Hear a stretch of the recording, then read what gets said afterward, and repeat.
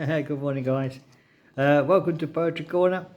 We're going to carry on our story of a lighthouse keeper's tale. This is chapter 5. This is called The Storm Rising. The sweetness of summer lingered longer than usual this year. Perhaps the world wished to give us more time, more mornings on the sunlit cliffs, more evenings where Lorna rested her head on my shoulder while the lantern turned above us, more quiet moments filled with unspoken love. But nature, like fate, often shifts without warning.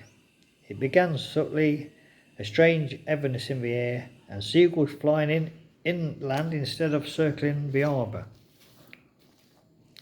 A stillness to the sea as if it was holding its breath. One late afternoon, as Lorna helped me trim the lantern's wick in the lantern room, she paused and glanced towards the horizon. "Davy, the sky looks different today," she said. I followed her gaze. A line of dark clouds pressed low against the water. So far away it almost looked like a smudge on the world's edge, but to a lighthouse keeper even the faintest mark on the horizon could be a warning. "A storm perhaps," I said, "but distant. We shall keep watch on it." Lorna nodded, though the crease between her brow remained. She placed her hand on the glass of the lens, watching the clouds through its shifting reflection. The great crystal seemed to scatter the darkness into pieces, breaking it apart, yet even so, the honeys lingered. "Will it be a bad one?" she said. "The sea always remembers its strength," I answered softly, "but we'll face whatever comes together." She smiled at me, my reassurance, but her eyes lingered on the horizon even as the sun fell. By morning the wind had changed. It came from the east, sharp, urgent, carrying a chill that didn't belong in summer. The villagers were already whispering when I arrived to fetch oil and bread. Old Marin, who had seen more storms than any sailor alive, stood at the pier shaking her head. "Greycliff's waking up," she muttered. "There's trouble brewing out there, keeper. I can feel it in my bones." And I could feel it too. When I returned to the lighthouse, Lorna was waiting for me on the cliff path. The wind tugged at her skirt, whipping her hair across her face, but she pushed it aside, offering me a brave smile. "The children were restless today," she said. "Even they sensed something." "The storms make the world uneasy," I replied. She stepped closer, wrapping her shawl tighter around her shoulders. "Then let me stay with you tonight. I don't want to be alone in the village if the weather turns." I hesitated for a moment before nodding. "Of course, you're always safe here." Her smile, relieved and grateful, warmed me more than the fading light. The storm had not yet arrived, but the world felt tense with anticipation. Lorna helped me secure the shutters, fasten the ropes around the supply barrels, and check the lantern mechanism twice over. When the work was done, we stood in the lantern room as night settled over the sea. The horizon was nearly visible, swallowed by the dense mass of clouds creeping even closer.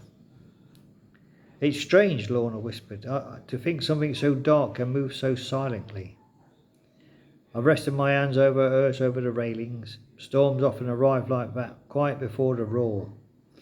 She leaned into me, seeking warmth, as a sudden gust rattled the tower.